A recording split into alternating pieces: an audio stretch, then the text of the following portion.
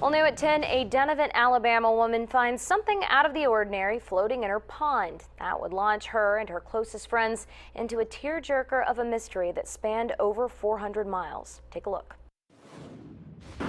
As the old cliche goes, one person's trash is another's treasure. But in Donovan, everybody really looks out for each other. Really, truly looks out for each other. A simple scrap of trash transformed into something much bigger. Because I thought, well, zoom in on it, but I still couldn't tell really what it was. Lavinia Watley watched something shiny floating around her pond practically all day until she couldn't stand it anymore. I had to wade out in there to get it. It turned out to be a balloon with messages all over it and a tiny angel. My heart just went out. I said, this is somebody's little boy.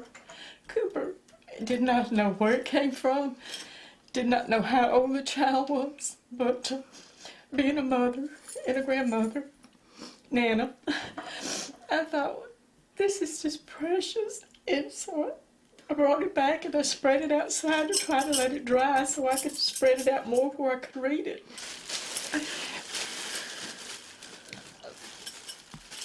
Anyway, over here it says that you are my sunshine forever and ever. It was as simple as that. Lavinia enlisted the help of her best friend Pat and Pat's daughter-in-law Stephanie to figure out who the balloon belonged to. How would I find it? How? I didn't know. But I said, I'll take a picture of it. Stephanie posted the picture on Facebook, and that same night was led to this. Oh, is Mommy giving you kisses? Oh, he breathes a little bit. Cooper Finley, who had been born in November with hypoplastic left heart syndrome. To those who followed his story, he was Super Cooper. And they had the same logo as the one that was on the balloon, the C with the Superman sign. I knew. And it was haunting. Stephanie also found this video after Cooper passed away, a balloon release from January in Summerville, South Carolina, more than 400 miles away from Lavinia Watley's home. And I'm just glad that maybe God chose me to give it to him. The three women decided they would send the balloon back to Cooper's family. When my mother died this past summer, after the funeral and everything, a box of her things came back. And I didn't know.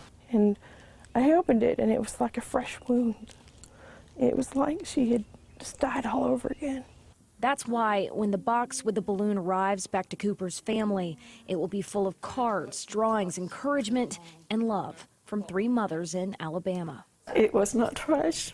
It was these people's little treasure because it was their little baby. And if you would like to send a card, drawing, or word of encouragement along with the balloon to South Carolina, there's a drop-off site at Somewhere in Time in Chelsea. The package will ship on the 18th of March.